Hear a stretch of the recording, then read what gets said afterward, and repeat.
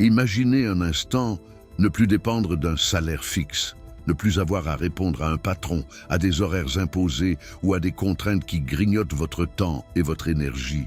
Ce n'est pas un rêve lointain, mais une réalité atteignable. Chaque jour, des milliers de personnes se demandent comment échapper à la course de la souris. Elles cherchent une porte de sortie, une voie vers la liberté. Et si cette voie était plus claire, plus structurée que vous ne l'imaginez? Et si je vous disais qu'un plan réaliste sur 5 ans peut vous mener de votre poste de salarié actuel à une indépendance financière véritable? Non pas une promesse vide, mais une feuille de route détaillée, étape par étape. Préparez-vous à reconsidérer ce que vous pensiez savoir sur l'argent, le travail et la liberté. Beaucoup associent l'indépendance financière à la richesse extrême ou à des coups de chance improbables. C'est une erreur fondamentale. L'indépendance financière, c'est avant tout la capacité de couvrir ses dépenses de vie grâce à des revenus passifs, sans avoir besoin de travailler activement. Ce n'est pas une question de millions, mais de maîtrise de vos finances personnelles et de mise en place de systèmes qui travaillent pour vous. Les statistiques sont souvent implacables. La majorité des gens passent leur vie à travailler pour de l'argent, mais très peu d'argent travaille réellement pour eux. Pourquoi? Souvent par manque de connaissances, de stratégie ou de discipline. Ce script est conçu pour démystifier ce processus et vous offrir un cadre concret. Notre plan sur 5 ans se décompose en plusieurs phases clés, chacune construite sur la précédente. La première année est cruciale. Elle est dédiée à l'établissement des fondations. Avant de construire un gratte-ciel, on s'assure que les bases sont solides. Ici, cela signifie une analyse chirurgicale de votre situation financière actuelle. Combien gagnez-vous? Combien dépensez-vous? Où va votre argent? Beaucoup évitent cette étape car elle peut être inconfortable, mais elle est indispensable. Créez un budget détaillé, pas un budget punitif, mais un outil de connaissance et de contrôle. Identifiez chaque euro qui entre et qui sort.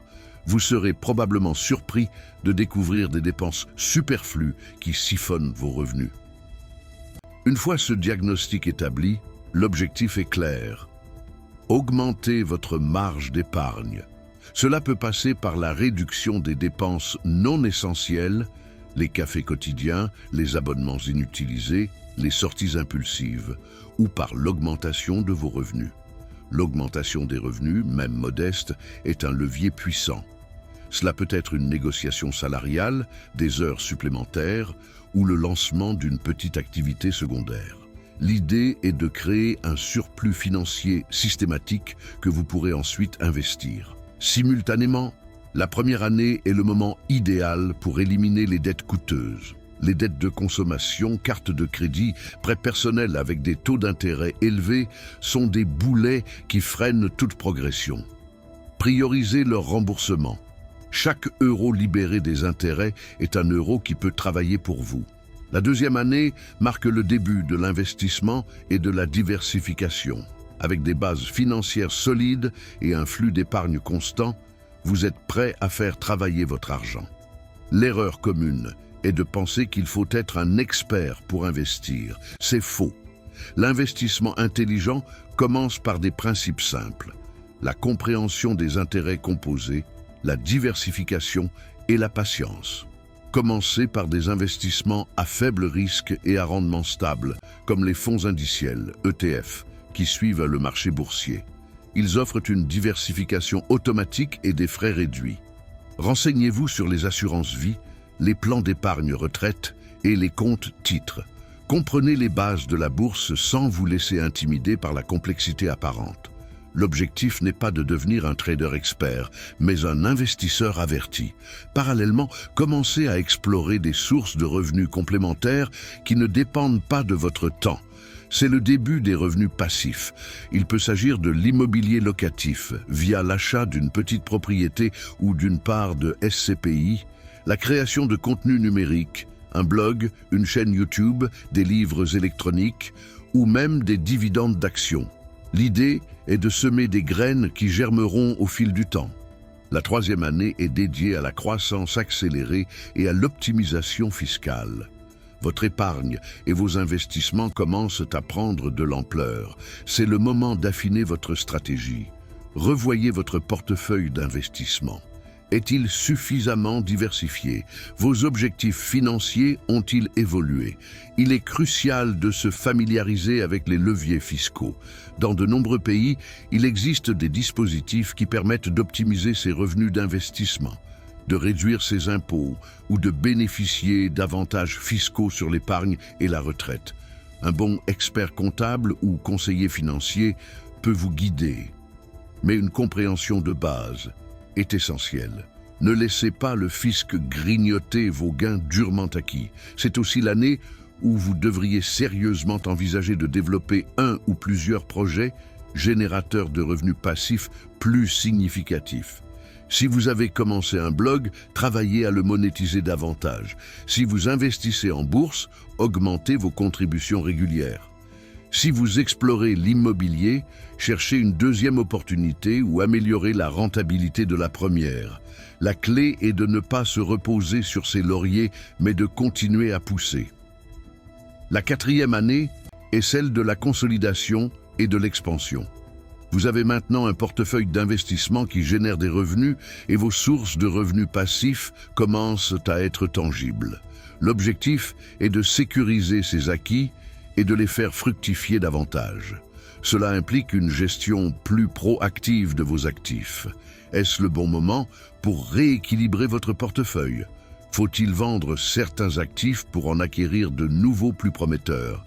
Cette année, vous devriez également penser à la protection de votre patrimoine. C'est le moment de revoir vos assurances, de mettre en place un testament et de vous assurer que vos actifs sont protégés en cas d'imprévu. L'indépendance financière ne se limite pas à accumuler de l'argent. C'est aussi le protéger. De plus, explorez des opportunités pour diversifier davantage vos sources de revenus passifs. Peut-être un investissement dans une entreprise qui ne demande pas votre temps ou la création d'un produit numérique qui génère des ventes automatiques. La diversification est une assurance contre les aléas. Ne mettez jamais tous vos œufs dans le même panier. Enfin, la cinquième année est l'année de l'atteinte de l'indépendance et de la transition. À ce stade, vos revenus passifs devraient couvrir une part significative, voire la totalité, de vos dépenses mensuelles. C'est le moment de faire le grand calcul.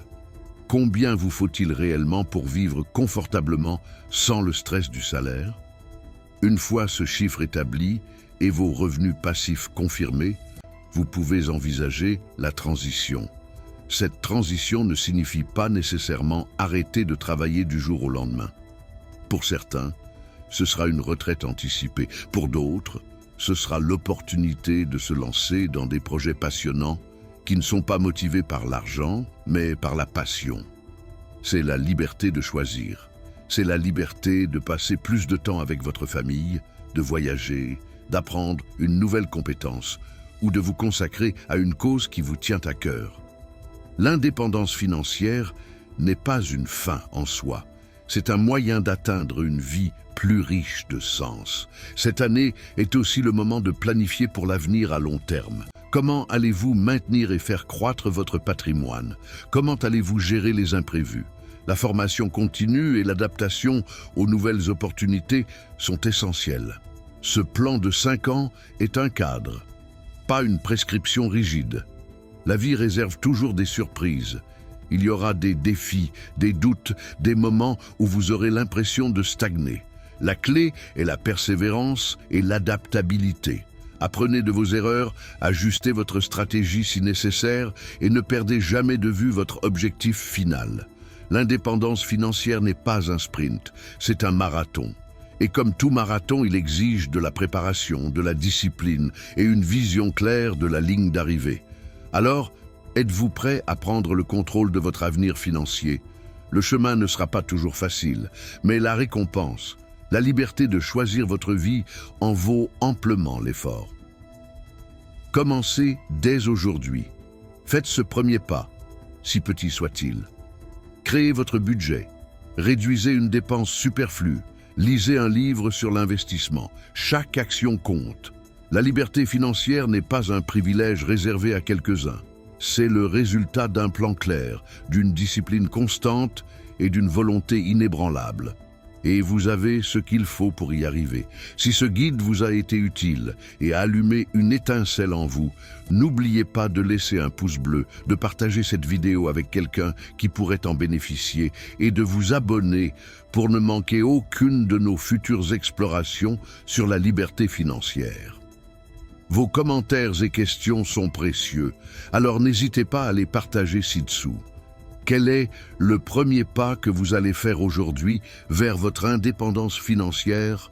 La conversation continue.